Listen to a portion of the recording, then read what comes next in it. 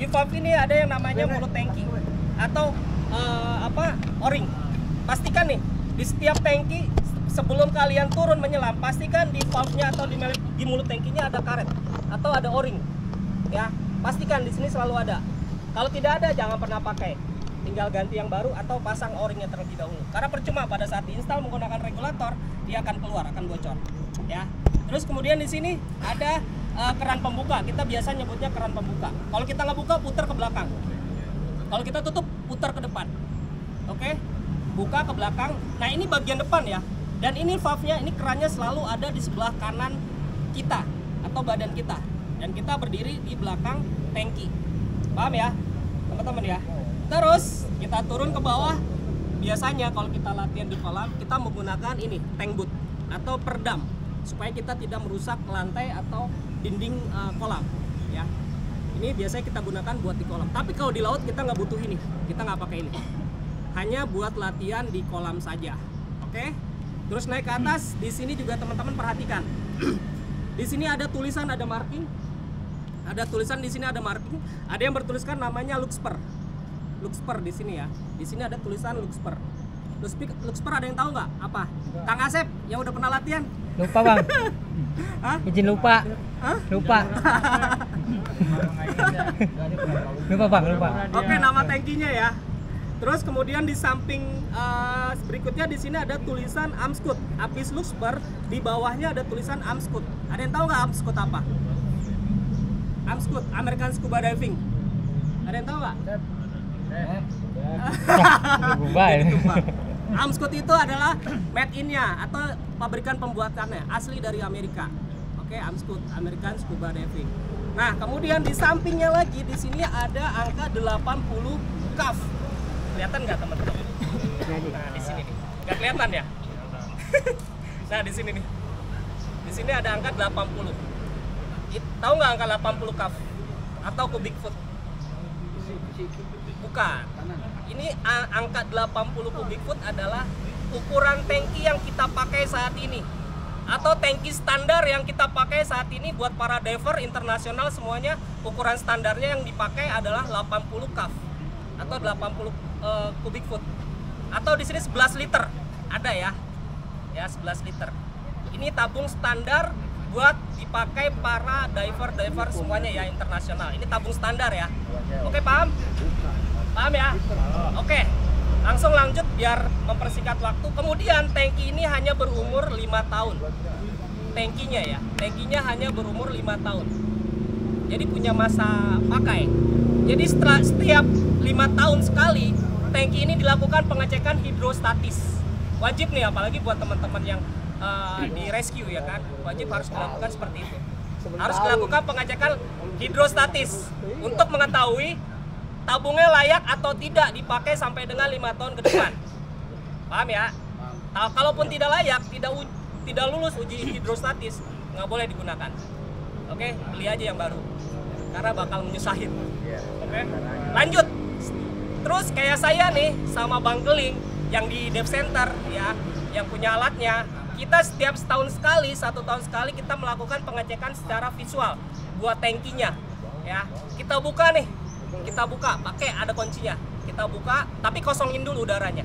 Dikosongin dulu udaranya, terus kita buka, kita lihat kotor atau tidak. Kalau misalkan kotor, kita siram pakai air panas, air mendidih. Kita masukin, terus kita giling, gulung-gulung. Ada triknya buat ngebersihin.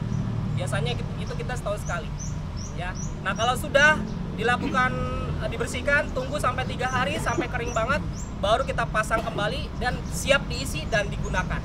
Oke, paham ya? Jadi tabung ini tuh benar-benar dirawat ya. Jadi nggak sekedar walaupun udah puluhan tahun, tapi tangki ini selalu dilakukan perawatan setiap tahun sekali atau 5 tahun sekali. Ada pertanyaan nggak? Aman ya? Aman. Aman ya? Aman. Ingat ya. Bang, nanya bang, isinya kadaluarsanya berapa? Oke, oh ya, kadaluarsanya 6 bulan. Ya sama, ada kadaluarsanya. Sama, expirednya 6 bulan, betul, pertanyaan bagus. Karena tabung SCBA sama ini scuba sama isinya nitrogen. Nitrogen 80%, oksigennya 20%. Atau nitrogennya 21, oksigennya 19. perbedaannya seperti sama nitrogen dan oksigen. Lebih banyaknya udara murni atau kita sebutnya nitrogen. Sama kayak teman-teman SCBA kalau pakai. Sama. Expirednya 6 bulan. Mau isinya masih penuh atau tinggal dikit. Kalau udah lebih dari 6 bulan atau sudah 6 bulan ganti di refill. Biar enggak mengganggu. Oke, paham ya? Lanjut. Nah, sekarang ini namanya Kalau kita ngisinya pakai yang Kompresor biasa. bukan kompresor apa? Kayak isi tabung oksigen. Bisa itu. Ini bisa udah sih bisa, cuman nggak disarankan kalau oksigen 100%, tidak disarankan untuk melakukan penyelaman. Oksigen 100% digunakan hanya untuk tindakan medis, emergensi atau tindakan buat orang-orang yang membutuhkan, bukan untuk penyelaman. Karena nanti unsurnya berbeda, berubah, zatnya berubah. Gitu. Jadi intinya nggak baik lah buat kita. Yang baik, yang cocok, yang direkomendasikan adalah udara murni, udara sekitar kita nih yang kita hirup. Nanti alatnya juga ada kompresor, namanya kompresornya juga khusus. Sama berarti apa isi Sama. Kompresor SCBA isinya sama kayak Scuba sama. Gitu. Pokoknya mau kompresor SCBA atau Scuba sama isinya sama persis. Nggak ada bedanya. Yang beda paling tangki doang ukurannya, sama kepalanya, ya kan? Oke.